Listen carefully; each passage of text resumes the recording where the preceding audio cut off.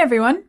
Today it's a little bit of a twist on the whole modern music, rock music journey that I'm undertaking, but I think you'll kind of begin to understand the why and the how in a few minutes. So not very long ago, some time ago now, I listened to some selections from the Genshin Impact video game music, and that was an interesting experience. It tended more towards kind of modern classical, not so much rock, but it was a fun experience.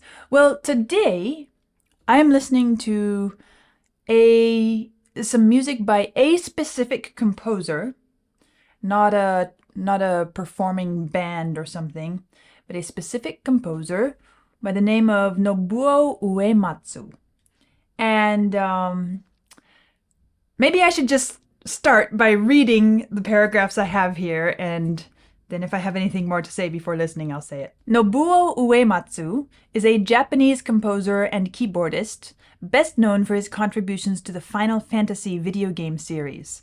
So this is another video game series. Of course, I've never played the game any more than I played Genshin Impact, but I'm paying attention to the music rather than the strategy of the game itself. A self-taught musician, he began playing the piano at the age of 12 with English singer-songwriter Elton John as one of his biggest influences.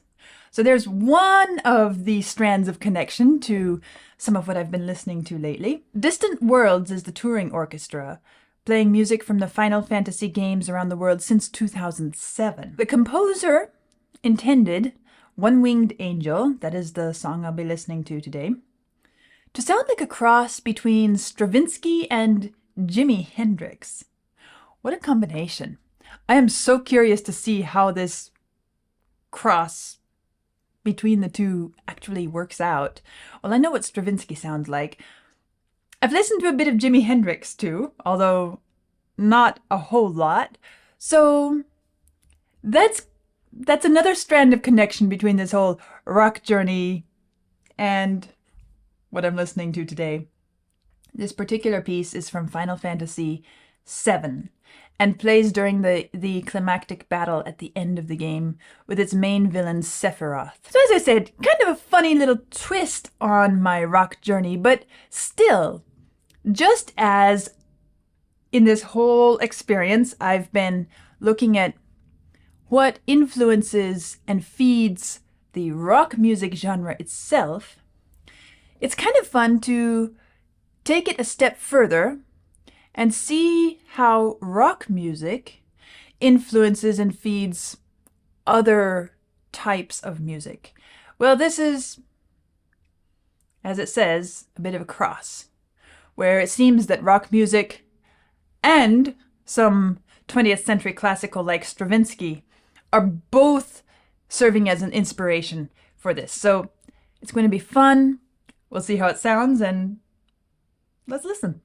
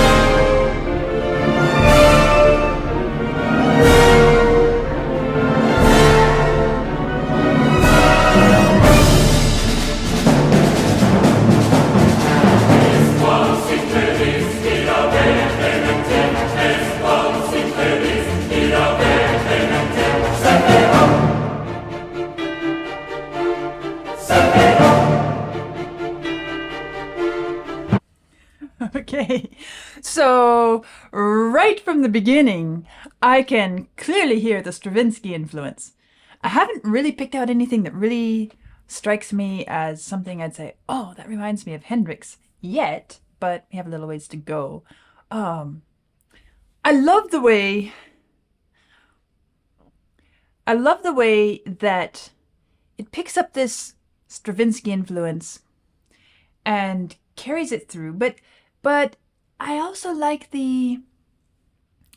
I like the way that it's handling the different rhythms and time signatures that are coming, the syncopations, and what's the way it's propelling the music forward.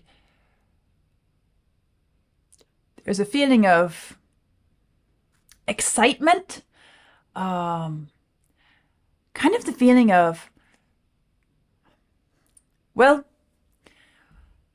if you've ever gone into a tense situation, a challenging situation, with a lot of confidence, kind of excitement and thrill to be tackling this challenge. The best way I could describe it would be the feeling one has walking on stage to perform an incredibly challenging piece of music. And you know that a whole lot is at stake, but there's also this feeling of, I've prepared for this, and I'm ready to give it my absolute best. This feeling of, all right, let's stay focused, but let's go. And that's what this introduction, this opening is kind of making me feel.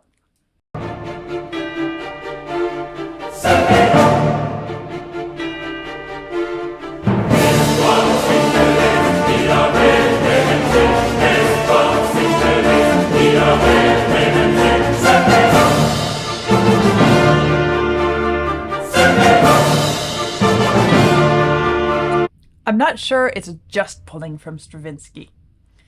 I'm not sure, because something like this little da-da-da-dum, okay, you could say you're kind of modeling it after Stravinsky, but doesn't it really bring to mind a Beethoven symphony, doesn't it? Da-da-da-dum. It's not quite that, but it seems like it's kind of quoting that very, very overtly.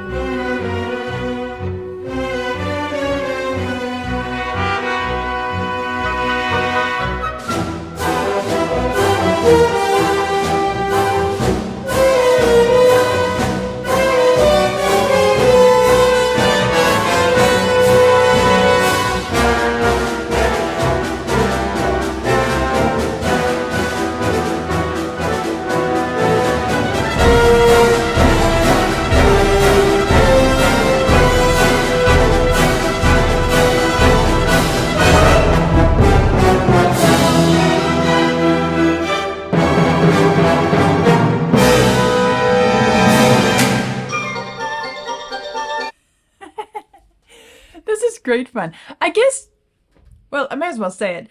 I'm enjoying this far more than I enjoyed the Genshin Impact music. This has more spice and personality to it. I really feel the energy and the flavor of it a whole lot more engaging and interesting than Genshin Impact music. Not that that was bad music at all, but this has some sort of character to it, and that's what I like is the character, the personality of it. Isn't it fun? The way it has this march rhythm, bum bum bum bum bum bum. Well, that makes sense, of course, being that it's set for a battle. But I love the way we have this march feel, and then there are places where it just kind of, well, here recently in this little section, we would be marching along, and then we have this ya da da kind of a triplet, almost a, we could say a jazzed up version of it. Maybe that's the little bit of Hendrix influence? Well, I don't know, because I don't know Hendrix well enough to say this is a Hendrix feature, but it's kind of fun, isn't it? Pretty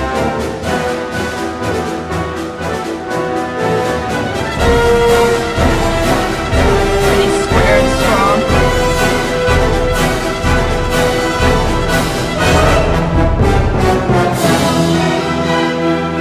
That moment. Yada da da da ba ba bum. So nice after building up that tension and expectation.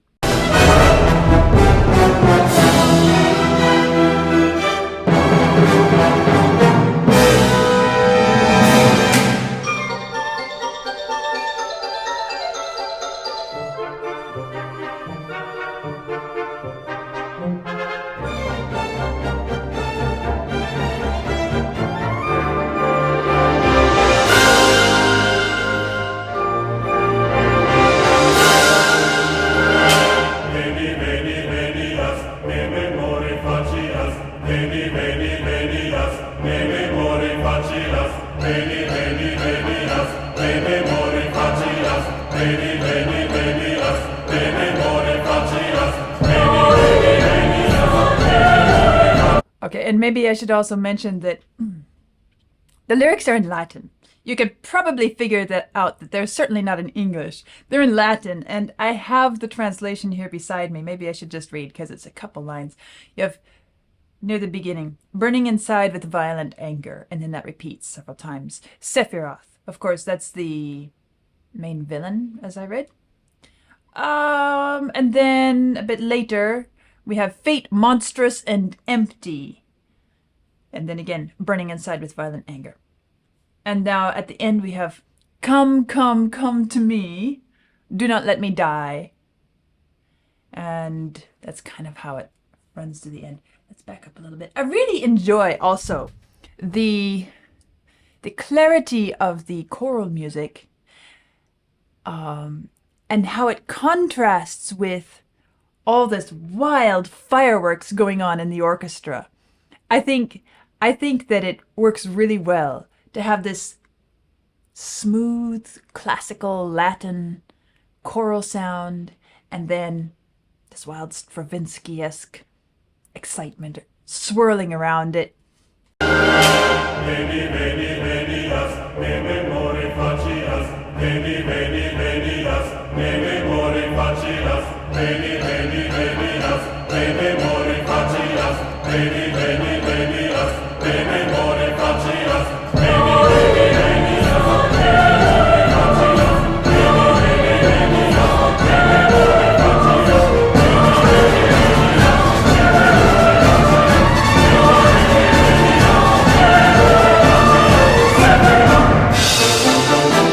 me memore facias.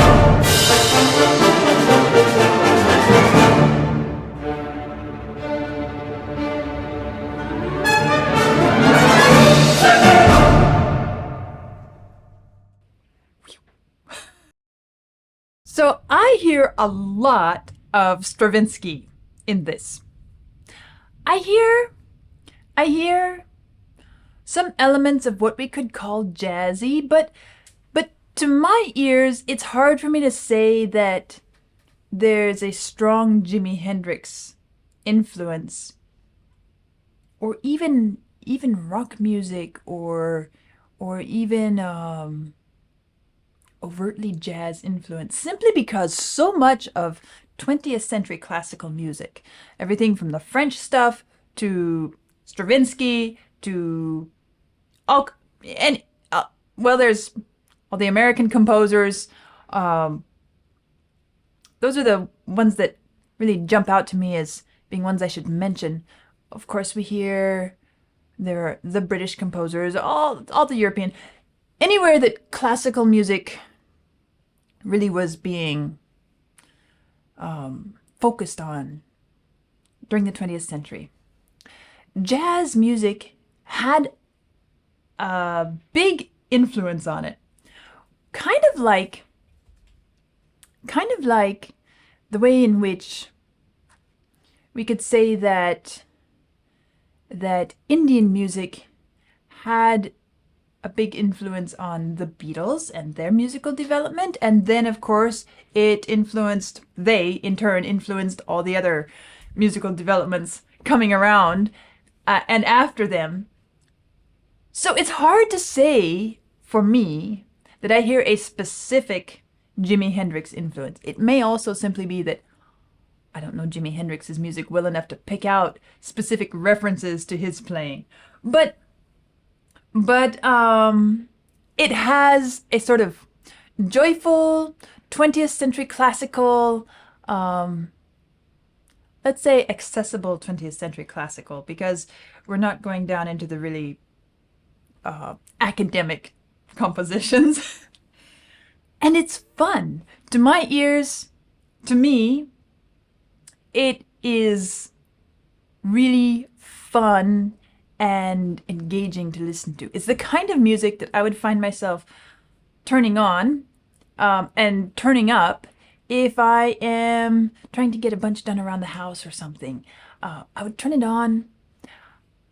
I would have, if I have little kids around, whether it's nephews or nieces or my own little girl, okay, let's have a grand cleanup party. All right, turn up the music, put the toys here, let's sweep real fast, let's wash some dishes, let's do this, let's have some fun while we're doing it. It's that kind of music that I go for when I have that sort of activity ahead of me.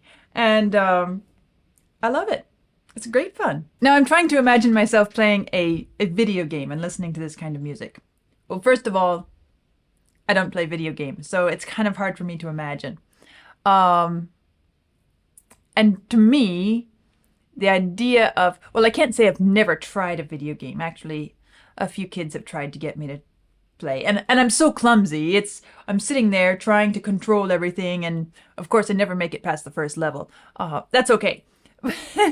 But the idea is that, okay, maybe if you feel very natural and at ease in a game, then this would certainly be an invigorating, almost focus-inducing, adrenaline-triggering bit of music if you're in an intense battle. I don't know. For me, it might be a bit more distracting than I want to deal with, because as I'm thinking of myself in a competitive situation, video gaming, I'm thinking I don't want a game setting my I don't want music setting my tempo, setting my mood. I want to be focused and zeroed in on whatever I'm doing. And for me, music is something that pulls me out of what I'm doing. If I want to focus on something, I personally need silence or something that is not invasive. And I find this to be something that requires me to get involved and engaged and excited. But I mean, when it comes to video games and the music that people are consuming in the games, I love the fact that this kind of music is showing up in some of these games. Now I understand, of course, that there are all kinds of music, and different games have different musical settings. But the fact that something like this can show up in a video game, we classical musicians, we sometimes bemoan the loss of interest and the loss of audience. And in many circles, there's this discussion of, okay, is classical music going to die? Is this because we don't have the same sort of societal interest in going to a symphony concert or participating in local musical events like there used to be? Well, there are so many factors playing into it, but basically I'll sum it up and say it's a different world today than it was 100 years ago. But the fact that somebody is able to play a game while listening to this kind of music is pretty exciting to me. The fact that they're enjoying it, they're engaged by it, and somehow it enhances their experience in a way that works for them. As I said, I don't know if I can handle it, but that's okay. And it's a fun combination of activities and sensory experiences. I would love to hear from any of you if you can explain a bit more where I would listen to find the Hendrix influence, or perhaps it's so subtle that it's woven in there and really more weighted towards Stravinsky. But if any of you can pick out anything that really tends towards Hendrix, I would love to hear that, because, well, the composer himself said it's meant as a cross between the two of them. So unless I can speak to the composer himself, maybe you can fill in the gaps for me. That was a fun listening experience. I enjoyed it. Nobuo Uematsu, the composer. It was the penultimate? No, the climactic battle at the end of the game of Final Fantasy VII. Final Fantasy VII. One-Winged Angel. That was a lot of fun. We'll see what comes next, and I'll see you soon.